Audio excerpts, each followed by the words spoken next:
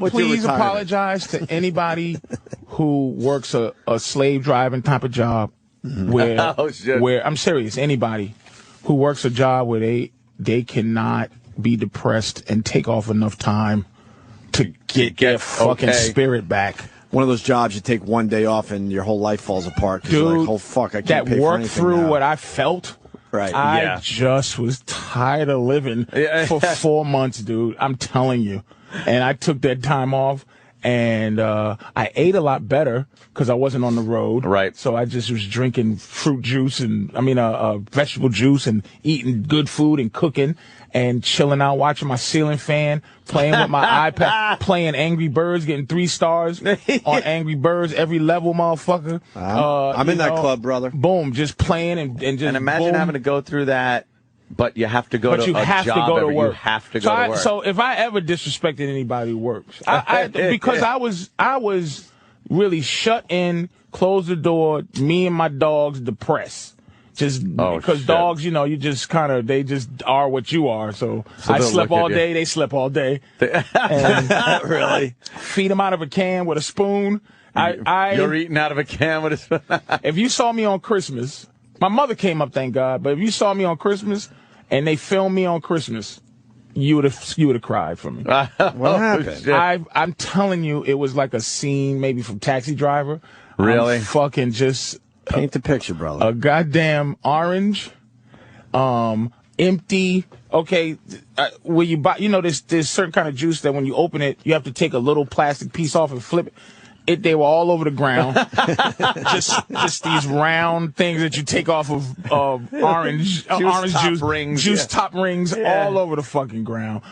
Sneakers on the couch, the shade open all day, all night. The shade is open. Didn't take the dogs out. They just went on my balcony and they were shitting all over the balcony. It took me a minute to fucking clean that up. A couple of snowstorms later, I finally got to clean my balcony. My girl cleaned my house one day, and she goes, "How did piss get behind the toilet?" Like behind the toilet. I go, I don't know.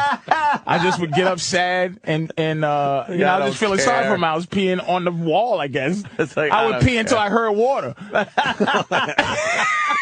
that middle of the night pee. Yeah, and when I heard water, I peed. I just went in there. It was,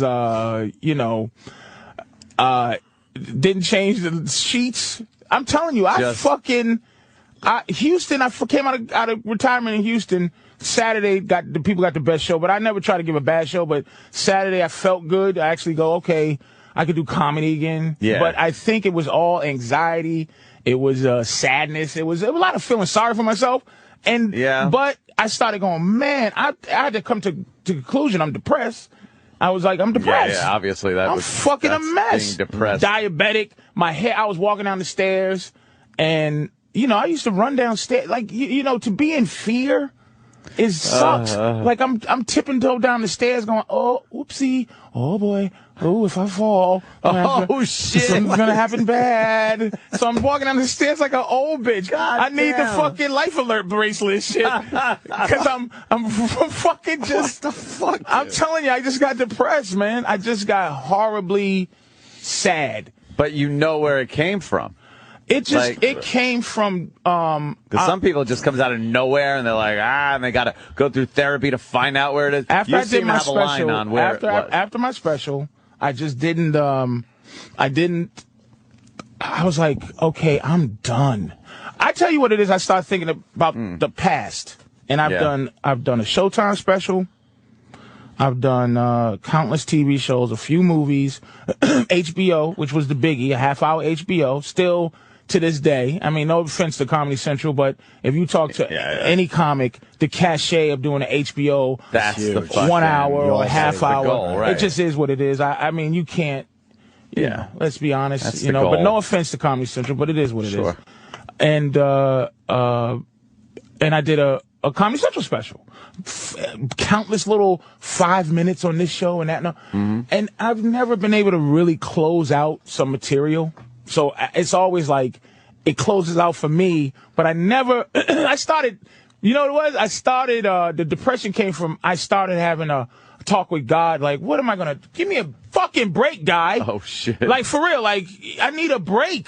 Cause, for real, I was listening to this Brooke Shields interview last night. I was listening to two things last night. I always, on the iPad, some shit we was talking about, some racial shit we was talking about. And then Brooke Shields, he's just understanding me. I said, why is this bitch saying this shit? Oh, she right. don't know me.